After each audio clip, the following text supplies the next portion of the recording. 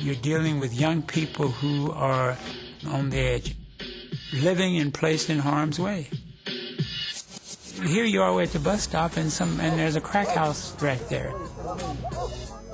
And after a while, it becomes a way of life. Some of these kids fall so behind in school that they feel it's hopeless to do. I cannot catch up. And so why even keep going? They're good kids, and they want to make something out of themselves. They want to get ahead, but they're just kind of trapped in this web of poverty and and violence. Some of these young folks, they're just that far away from going under. The Urban Rangers are kids from the central city, mostly African-American kids living in a pretty at-risk environment. They spend 8 weeks in the summer repairing and painting homes in the inner city, mainly for poor people or single moms and things like that. Well, initially I was interested in the revitalization of the neighborhoods, the houses.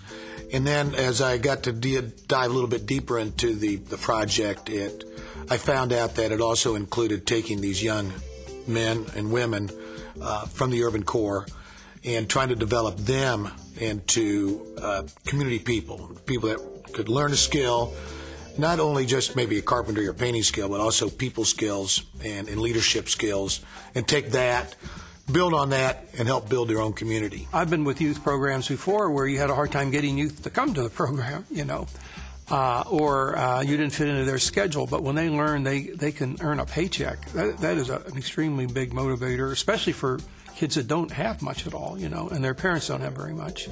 Giving young people something to do and an initiative, and where they can feel good about themselves and stand and look back and say, look what I participated in, look what I did. The Urban Rangers to me initially was Father John taking homes in the urban core over in that area of 60th and Swope Parkway, let's say, and trying to take an area and make the homes better, bring the homes back from where they've been. It takes patience. It takes a lot of patience. There's absentee owners, there's setbacks, there's fires, crime. That was a great neighborhood, and it could be a great neighborhood again. Our goal is to have every house in that block up to city codes, every one landscaped in one way or another. And then if every block like that's done one at a time, and there's other areas doing their blocks, the whole inner city is going to be a place really nice to live in. Some of the remarks we get from them, are, I learned how to work as a team. It's better to do something with others than try to do everything by yourself, I learned how to respect people I never knew and become friends with them. To be able to stand back and take a look at something and say, wow, look what I did. When you see a team in front of the house they painted for the summer, they're proud of what they did there. To brag about what did you do this summer, and be able to say, just go down there on East 60th Street and see. It's infectious, it goes throughout them. And it also shows them the possibilities they have. That's the worst about being a kid in a poor neighborhood, is you don't know what the possibilities are.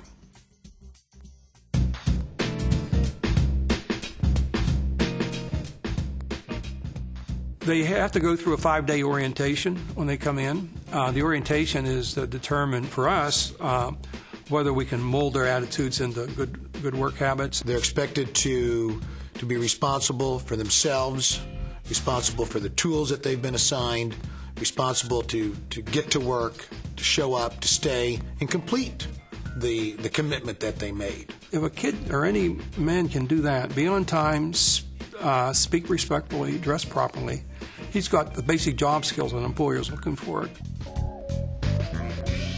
It's a coin. On one side's opportunity and the other side's service. And it's a great opportunity for you to take advantage of things to lift yourself out of being behind in school. And it's an opportunity to be of service to your neighborhood, to learn what it means to be constructive rather than destructive.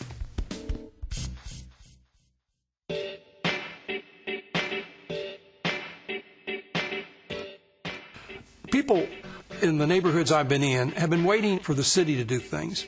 And the danger in waiting for it to come down from the top is what happens if it never comes down. And I think that's the situation we're in a lot of our neighborhoods. It never comes down. There have to be those of us who step up and say, I'm willing to try to make a difference.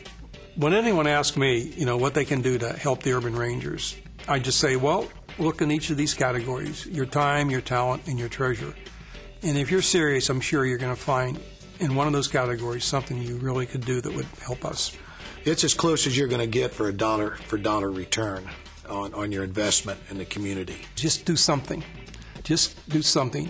And then a whole world of opportunities, possibilities will open up for you, and especially if you get to understand these kids. Reaching across racial and ethnic, religious, socioeconomic lines to really, truly be our brother and our sister's keeper. We're not a charter school. We're not a church.